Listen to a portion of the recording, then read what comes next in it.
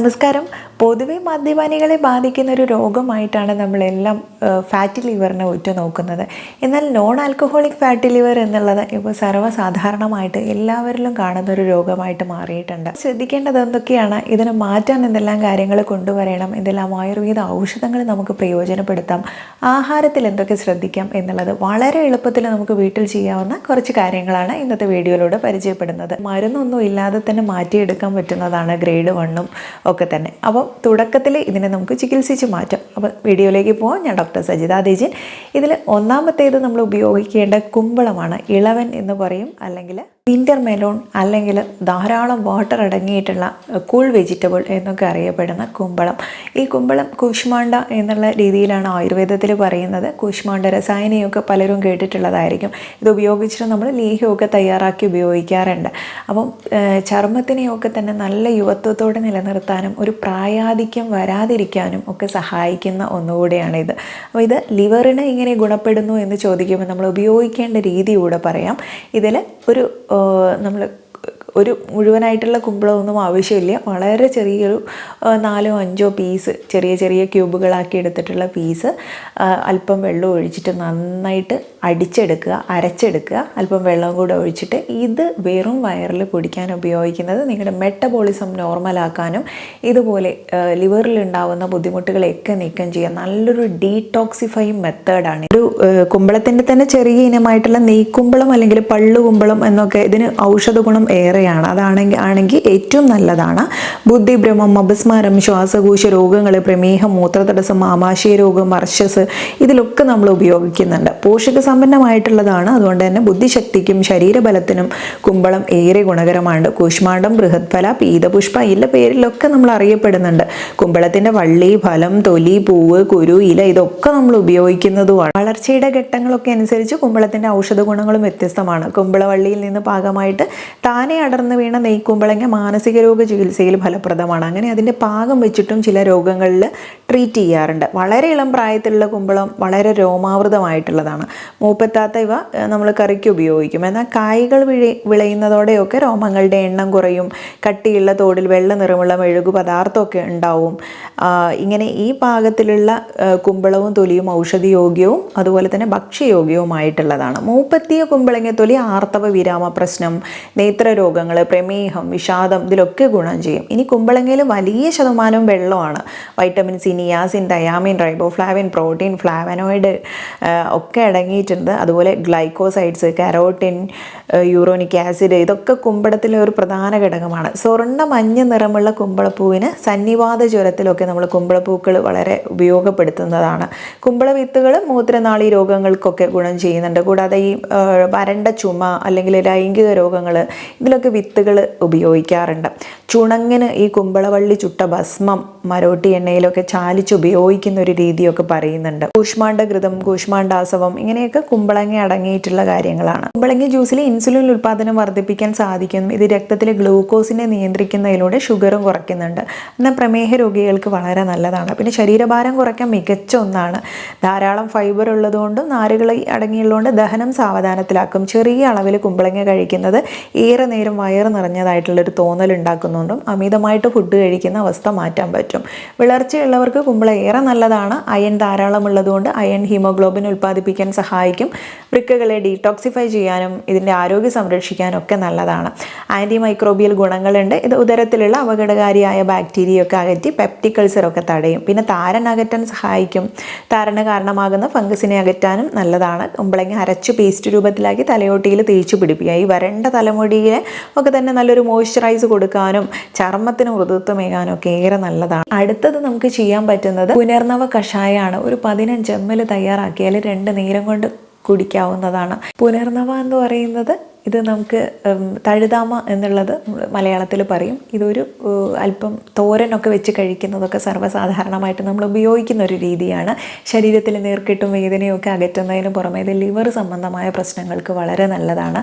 നമ്മൾ കീഴാർനെല്ലി ഉപയോഗിക്കാറില്ലേ ലിവറിൻ്റെ പ്രശ്നങ്ങൾക്കൊക്കെ തന്നെ, അതുപോലെ തന്നെ ഗുണകരമായിട്ടുള്ളതാണ് ഈ തഴുതാമയുടെ ഉപയോഗവും തന്നെ. അതുപോലെ ഗുഡൂജി അല്ലെങ്കിൽ ചിറ്റമൃതം എന്ന് പറയുന്നതും പ്രമേഹ രോഗികൾക്കും നിങ്ങൾക്ക് ഉപയോഗിക്കാം. ഇതുപോലെ ലിവർ പ്രശ്നങ്ങളുള്ളവർക്കായി ആയാലും ഒരു വിരലിൻ്റെ ഒരു വലുപ്പത്തിലുള്ള തണ്ട് മതി. ഇത് കാട്ടമൃതല്ല, നാട്ടിൽ കിട്ടുന്ന ആ ഒരു ഔഷധയോഗ്യമായിട്ടുള്ള ചിറ്റമൃതം എടുക്കാം. അതൊരു തണ്ട് ഒന്ന് ഇടിച്ചിട്ട് ഒരു കപ്പ് വെള്ളത്തിലിട്ട് തിളപ്പിച്ചിട്ട് കുറച്ചൊന്ന് വറ്റിച്ച് കഴിഞ്ഞിട്ട് അതൊരു നേരത്തെ നമ്മൾ ചായയും കോഫിയൊക്കെ കുടിക്കുന്നവരാണെങ്കിൽ ഒരു നേരത്തെ അതിന് പകരം നിങ്ങൾക്ക് ഈ ഒരു ഹെർബൽ ഡ്രിങ്ക് ഉപയോഗിക്കാം. അതല്ലെങ്കിൽ വെള്ളത്തിൽ ഒരു ഇളം ചൂടുള്ള വെള്ളത്തിൽ നേരിയ രീതിയിൽ അല്പം ലെമൺ ജ്യൂസ് ചേർത്തിട്ട് കഴിക്കുന്നതും നല്ലതാണ്.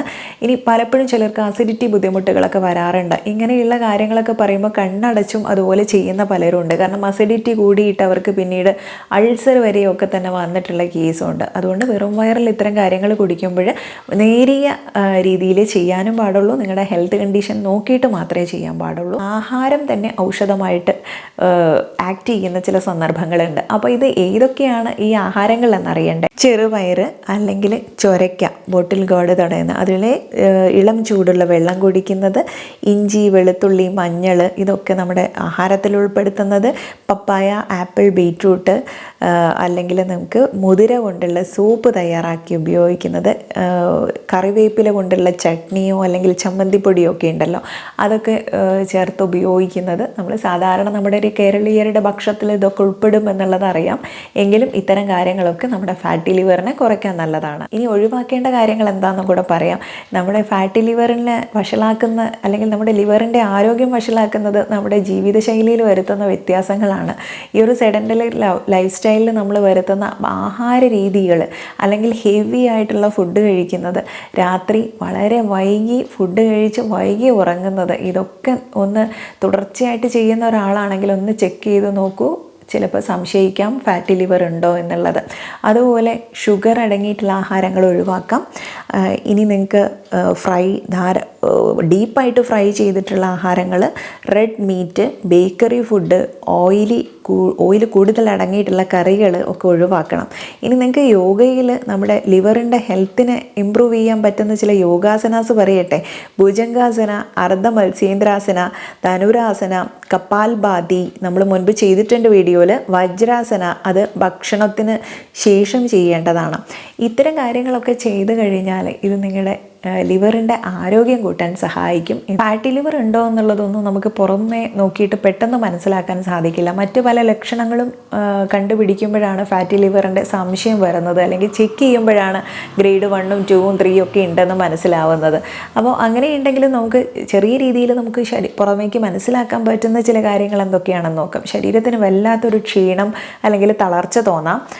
നന്നായി വിശ്രമിച്ച ശേഷവും വിട്ടുമാറാത്ത കടുത്ത ക്ഷീണം, കുറഞ്ഞ ഊർജ്ജത്തിൻ്റെ തോതും കരൾ രോഗത്തിൻ്റെ ഒരു ലക്ഷണമാണ്. കരൾ നന്നായി പ്രവർത്തിക്കാതിരിക്കുമ്പോൾ ശരീരത്തിന് പോഷണങ്ങളൊക്കെ സംസ്കരിക്കാനും വിഷവസ്തുക്കൾ ശരീരത്തിൽ നിന്ന് പുറന്തള്ളാനും കഴിയാതെ വരും. ഇതുകൊണ്ട് നമുക്ക് ക്ഷീണം കാണാം. പിന്നെ അടിവയറ്റിലെ കൊഴുപ്പ്, അമിതവണ്ണമില്ലാത്തവരിൽ പോലും അടിവയറ്റിൽ കൊഴുപ്പ് കൂടിയാൽ ഫാറ്റി ലിവർ ലക്ഷണമായി കരുതേണ്ടിയിരിക്കുന്നു.